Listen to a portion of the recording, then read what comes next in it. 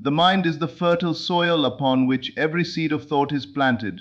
It does not question the nature of the seed, nor does it decide whether it is worthy or unworthy. It simply accepts what is given to it and brings it forth in form. If you sow doubt and limitation, it will grow into experiences that mirror them. If you sow faith, beauty, and success, it will equally bring them forth. The mind believes whatever you repeat, for repetition is the language by which it is impressed. Consider the law of imagination. What you hold consistently, what you repeat to yourself as though it were already true, becomes fixed within you. Once fixed, it must express itself outwardly. The world around you is nothing more than a reflection of the world within you. Every event, every encounter, every condition is but the harvest of the seeds you have allowed yourself to repeat again and again. If a person continues to repeat that they are weak, life will present them with endless evidence of weakness. But if that same person chooses to declare, "I am strong, I am secure, I am free," and repeats it faithfully, the mind begins to reshape reality according to those words. It does not matter that the senses may deny it in the beginning. What matters is that the repetition becomes so natural, so habitual, that it sinks into the subconscious and forms a new state of being. This is why the words you speak to yourself in silence are of the greatest importance. You may think they are passing thoughts, but in truth they are creative decrees. Every time you repeat an idea, you are engraving it deeper upon the mind, and once it is engraved, life must conform to it. Therefore, guard well the phrases you allow to linger in your inner conversation. Replace every negative declaration with the one you would wish to see fulfilled. Do not wait for evidence before you repeat what you desire. Evidence comes after belief, never before. The unseen reality is shaped first in imagination, and imagination is shaped by repetition. Speak to yourself as the one you wish to be until your mind accepts it as fact. When the mind believes it, the world has no choice but to mirror it back to you. What you consistently repeat to yourself becomes the song of your soul, and the universe will play it back to you in the form of your daily experiences. The truth is this: the human mind is impressionable, pliable, and unceasingly obedient to the rhythm of repetition. It will embrace whatever you tell it often enough, whether those words bring you life or they drain you of it. The mind does not argue with persistence. It does not rise up in rebellion against what you impress upon it through constant affirmation. Instead, it receives, absorbs, and eventually embodies the repetition until it becomes the living reality through which you move. You may look at your present life and call it circumstance, fate, or destiny. But I tell you, it is nothing more than the outpicturing of what you have rehearsed inwardly. You have been repeating, consciously or unconsciously, thoughts of failure or success, lack or abundance, health or illness, love or loneliness. These repetitions have formed themselves into convictions, and those convictions have clothed themselves in the outer world. You walk today in the echo of yesterday's repeated words. Think of a child learning to speak. At first, the words are strange, foreign, almost awkward. Yet through repetition, the unfamiliar becomes natural, and soon the child no longer tries to remember the word. It flows effortlessly from the lips. So it is with the mind. At first, when you affirm wealth while you are in poverty, or health while you are in sickness, it feels like a lie. The words feel forced, unnatural. But repetition makes the strange familiar. Continue long enough and the words lose their resistance, and the mind believes them as surely as it once believed the opposite. And once belief is established, the outer world must bow to it. Never underestimate the persistence of repetition. Every advertisement you see, every slogan you hear, every whisper in the culture around you is but an attempt to impress itself upon your subconscious through the power of continual suggestion. The world has long understood this law, and it uses it to sway the masses. But you are not a passive receiver unless you choose to be. You have the power to deliberately select what you will repeat, and therefore what you will impress upon yourself. And when you deliberately choose, you cease to be a victim of outer suggestion and become the master of your own inner conversation. If you wish to know what you have been repeating, simply look at your life. Your relationships, your finances, your body, your environment, these are the mirrors that reflect the dominant ideas you have rehearsed within. You cannot continuously repeat that you are unloved and then find yourself surrounded by affection. You cannot endlessly declare that money is scarce and expect riches to appear at your door. The mind is too faithful to its repetitions to betray them. It yields exactly what is planted, whether you are aware of the planting or not. And yet, here is the glory of it: at any moment you may begin anew. You may choose new words, new images, new declarations, and through the same power of repetition, Erase the old impressions and engrave the new. Do not think for a moment that the mind clings forever to what has been said. It only clings because you continue to repeat it. Stop repeating the old, begin repeating the new, and the change must come. It cannot resist, for the mind is designed to yield to persistence. Let me speak of imagination. For repetition is not only the saying of words, but the seeing of images. When you see yourself again and again in the state you desire, when you rehearse in imagination the life you wish to live, you are repeating to the mind a picture. And the mind accepts pictures as readily as it does words. Imagine yourself successful often enough, and the mind cannot distinguish between the imagined and the real. It believes what it has seen repeatedly.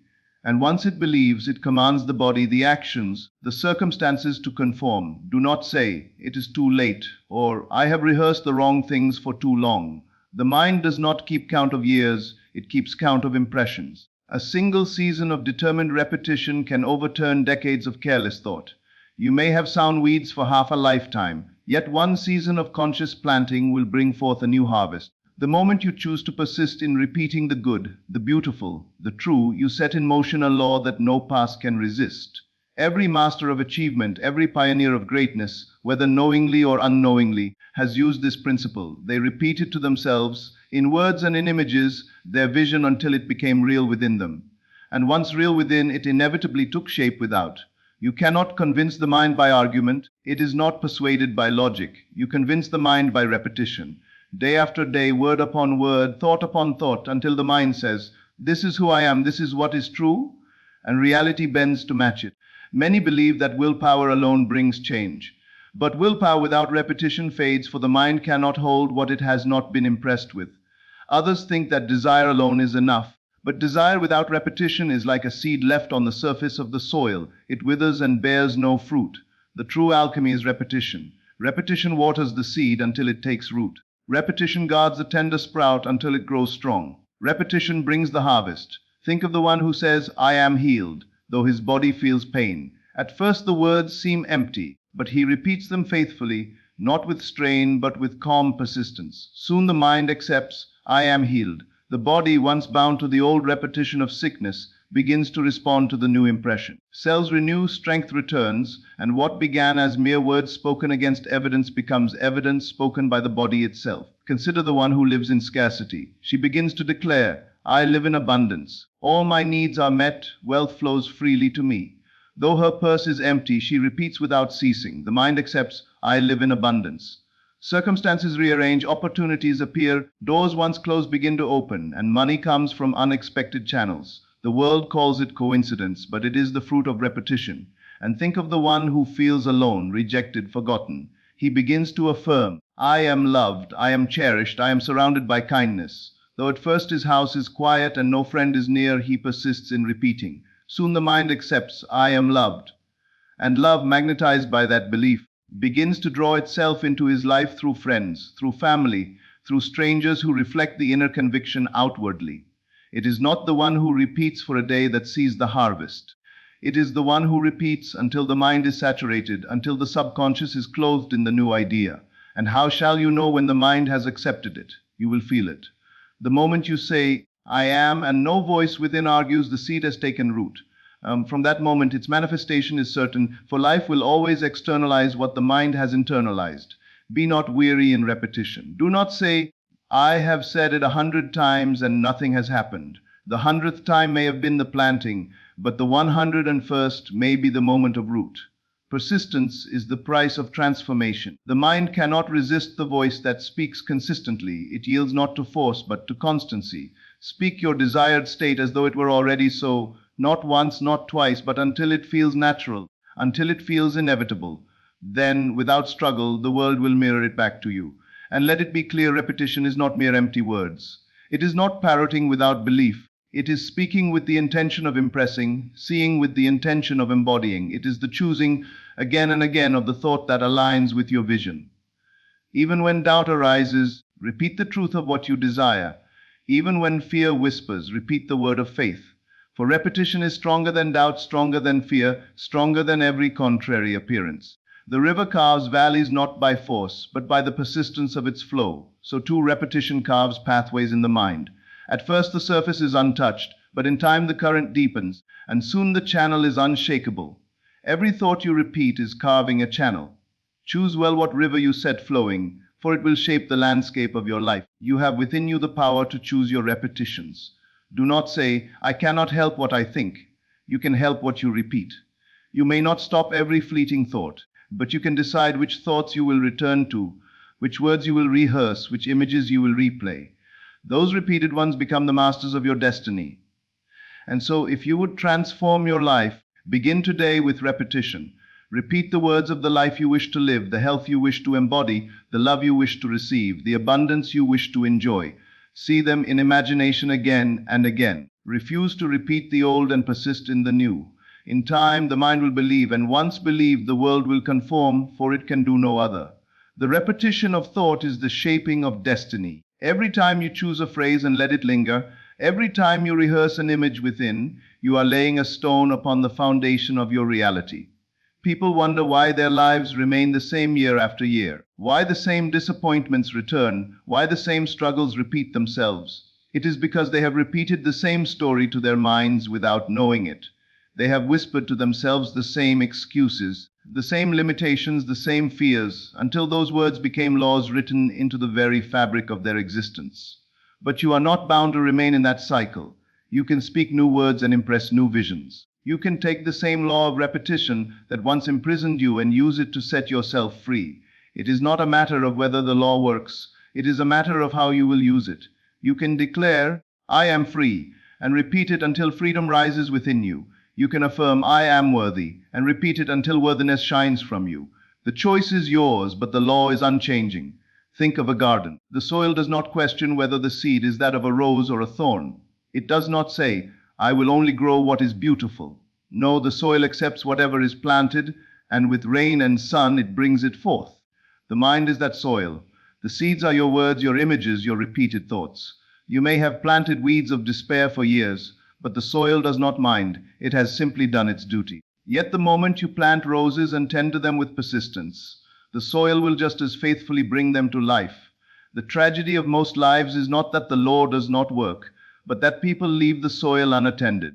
They allow weeds to be sown by careless words, by fearful imagination, by the influence of others. They repeat without knowing what they repeat, and so they live without knowing why they live as they do. But the awakened soul understands every repetition is a seed, and every seed will bear fruit. You may ask, "But what if I do not feel it when I say it? What if my heart does not agree with the words I repeat?" Feelings will follow faithfulness. The mind resists only in the beginning, like hard ground resisting the plow.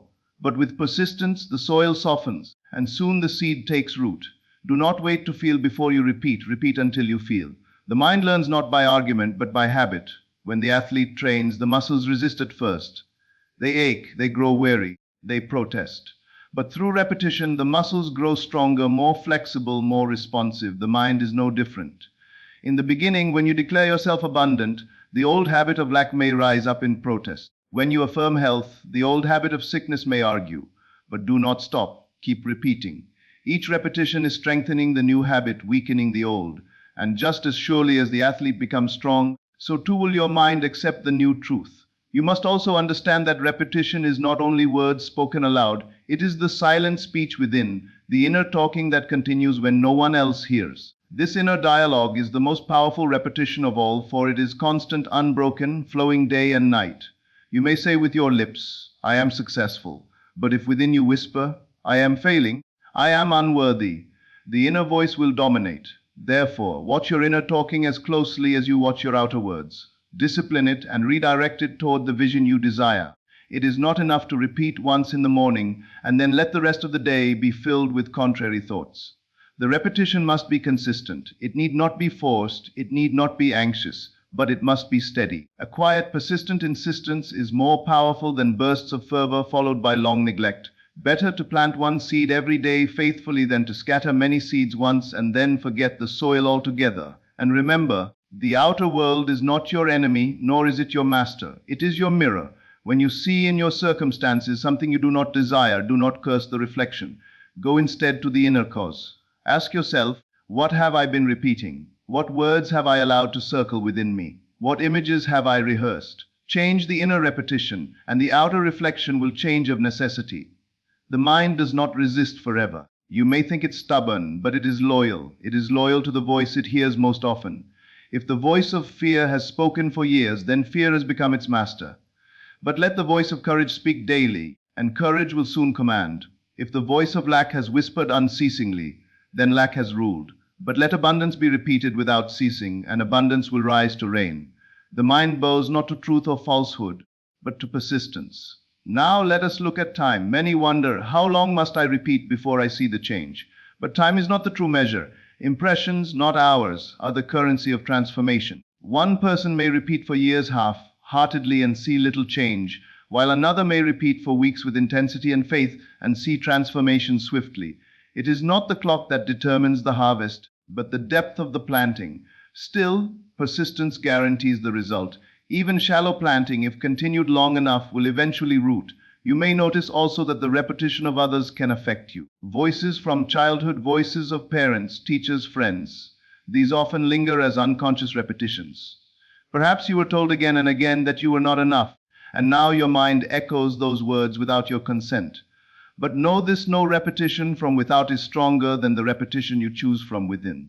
Their voices may have impressed you, but your voice, persistent and chosen, can erase and replace those old impressions. And do not despise small beginnings. When you first begin to repeat new words, the outer world may seem unchanged.